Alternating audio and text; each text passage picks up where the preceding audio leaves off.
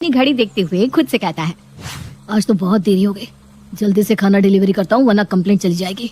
बड़ी मुश्किल से ये वाली नौकरी मिली है, एक भी शिकायत से मेरी नौकरी वापस ना चली जाए। राहुल जल्दी से महेश नाम के आदमी के घर जाता है और डोरबेल बजाता है। दरवाजा खोलने पर मधु नाम की लड़की आती है।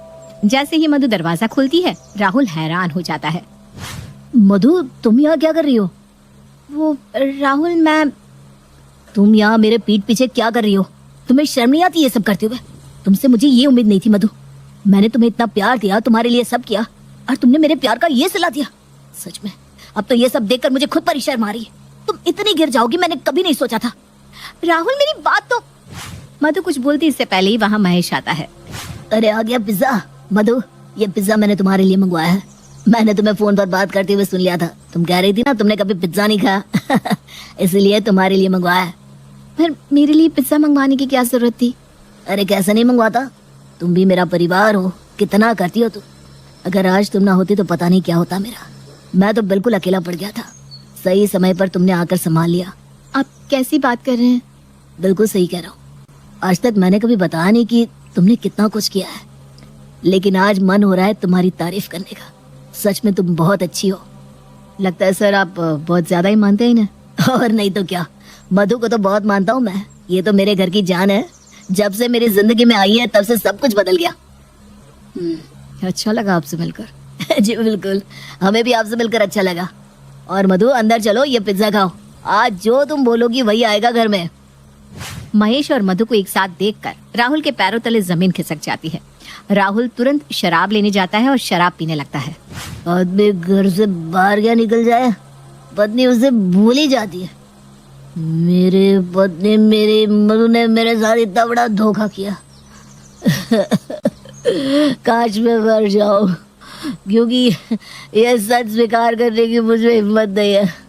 अब जी कर भी क्या करूंगा, अपनी पत्नी को किसी और आदमी के साथ। राहुल बहुत ज्यादा नशे में था और बार बार रोकर अपनी पत्नी को ही कोस रहा था। राहुल देर रात तक घर नहीं आता। मधु घर आ जाती है, पर वो बहुत परेशान थी कि राहुल घर क्यों नहीं आया। राहुल अब तक घर क्यों नहीं आया? आज जो कुछ भी हुआ है पता नहीं राहुल को कितना बुरा लग रहा होगा। राहुल बस घर आ जाए। एक तो इतनी रात हो गई है और उसका कुछ अता पता भी नहीं। मुझे तो बहुत टेंशन हो रही है, पता नहीं कहाँ होगा, ठीक होगा भी या नहीं। अगर थोड़ी देर में राहुल घर नहीं आएगा तो मैं खुद राहुल को ढूंढने निकल जाऊंगी। मधु राहुल का काफी इंतजार करती है, लेकिन जब राहुल घर नहीं आता तो मधु खुद राहुल को ढूंढने निकल जाती है। मधु ढूंढ ही रही थी कि तभी शराब के ठेके के पास मधु की नजर राहुल पर पड़ती है। राहुल और शराब के ठेके के पास? राहुल ने तो कभी शराब को हाथ तक नहीं लगाया था, फिर आज यहाँ कैसे? मधु राहुल को जैसे तैसे घर लेकर आती है। तुम यहाँ क्यों आई? जाओ जहाँ अब तक थी। तुम्हें यहाँ आने को किसने कहा? निकल जाओ मेरे घर से, मुझे तुम्हारी शक्ल नहीं देखनी।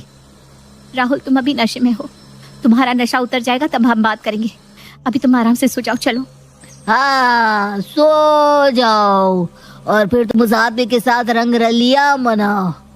मैं नशे में तो अब तक था ही, तुम्हारे नशे में, तभी तो अब तक मैं तुम्हारी ये घटिया हरकत देख नहीं पाया। उसी बात का फायदा उठाया ना तुमने मधु। तुम ये सब क्या बोले जा रहे हो राहुल? तुम्हें मुझ पर जरा भी विश्वास नहीं है क्या? विश्वास तोड़ने के बाद विश्वास की बात तो मत करो। तुम जैसी औरत ही औरत का नाम खराब करती है। तुमने मुझे तोड़ कर रख दिया मधु। मैंने तुमसे कितना प्यार किया, तुम्हारे लिए क्या कुछ नहीं किया। तुमने ऐसा क्यों किया मेरे साथ? नहीं राहुल, ऐसा कुछ नहीं है, मेरी बात तो सुनो। दूर हटो मुझसे, मुझे हाथ भी मत लगाना। हाथ से उस लड़के को छुआ होगा ना, मुझे हाथ भी मत लगाओ। मुझे पता है तुम अभी नशे में हो, तभी तुम ऐसी बात कर रहे हो, वरना तुम मुझसे कभी भी ऐसी बात नहीं करते। यही तो गलती है मेरी, तुम्हारे प्यार की पट्टी जो बंधी है मेरी आंखों में, तभी तो मैं तुम्हारे झूठे प्यार को पहचान नहीं पाया। तो कोई बात नहीं, राहुल अभी नशे में है। राहुल की किसी भी बात का मुझे भी बुरा नहीं मानना चाहिए। जब कल सुबह राहुल नशे में नहीं होगा तब मैं राहुल को अपनी बात समझा दूंगी। राहुल हमेशा मुझे समझता है, अब भी जरूर राहुल मेरी बात समझेगा। मधु राहुल से रात भर कुछ बात नहीं करती। राहुल भी नशे में मधु को काफी कुछ सुनाता रहता है और नशे में सो जाता है। अगली सुबह होती है, राहुल का नशा उतरता है तो वो मधु को देखकर बहुत गुस्सा होता है। मधु, तुम्हें ये सब करते हुए शर्म नहीं आई? मैंने तुमसे हमेशा प्यार किया है, तुम्हारे लिए ही सब करता हूँ, और तुमने ये सब किया। तुमने ये सब करते हुए एक बार मेरे बारे में नहीं सोचा। तुम इतनी मतलबी कब से हो गई? चुप करो, कल से मैं यही सुन रही हूँ कि मैंने ये किया है, मैंने वो किया है। राहुल, तुमने भी मेरी एक बात नहीं सुनी। अब चुप हो जाओ और चुपचाप से बस मेरी बात सुनो।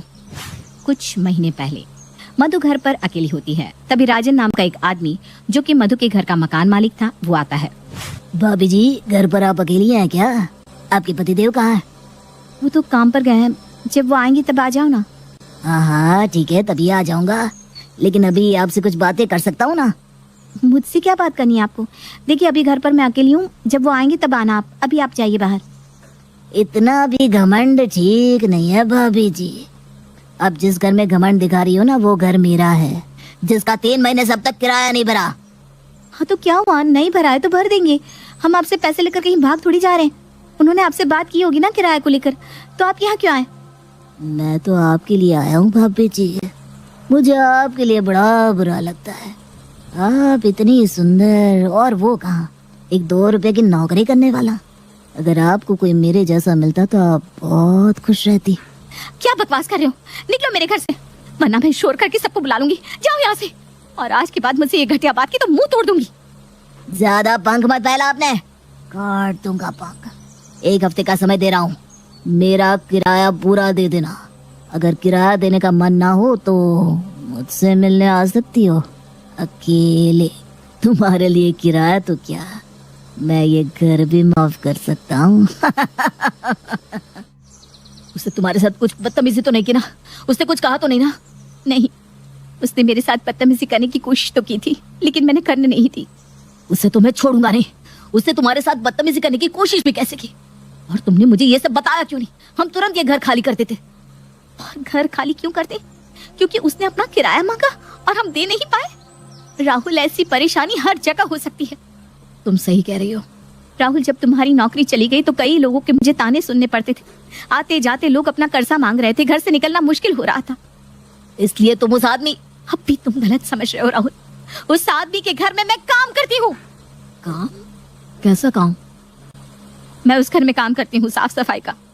वो आदमी काफी अच्छा है, उसकी एक प्रेग्नेंट बीवी भी है जिसका मुझे ख्याल रखना है, और उसके लिए वो लोग मुझे 25,000 रुपए भी दे रहे हैं।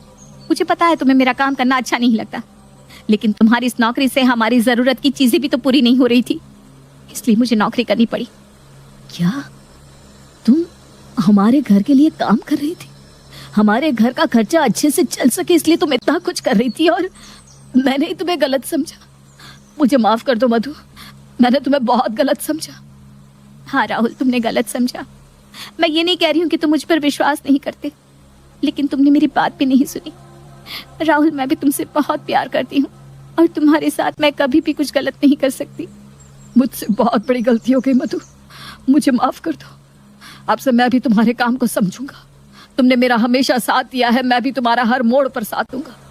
तुम चलो मेरे साथ। मधु राहुल को अपने साथ लेकर जाती है जहाँ वो काम करती थी। वहाँ महेश अपनी पत्नी प्रीति के साथ था। अरे मधु, तुम यहाँ? और ये तो वही है ना जो कल पिज्जा लेकर आया था? जी हाँ, ये वही है, और ये मेरे पति हैं। और राहुल, ये है मेरे सर महेश जी, और ये इनकी पत्नी प्रीति। दोनों ही बहुत अच्छे हैं। झूठ, हमसे अच्छी तो तुम्हारी पत्नी मधु है। सच में, मधु की वजह से अब मेरी बीवी को अकेलापन महसूस नहीं होता। मैं तो काम पर चला जाता था, प्रीति को अच्छा नहीं लगता था, लेकिन जब से मधु आई है तब से प्रीति खुश रहने लगी है। आप लोग मेरी पत्नी की तारीफ कर रहे हो, मुझे बहुत अच्छा लग रहा है।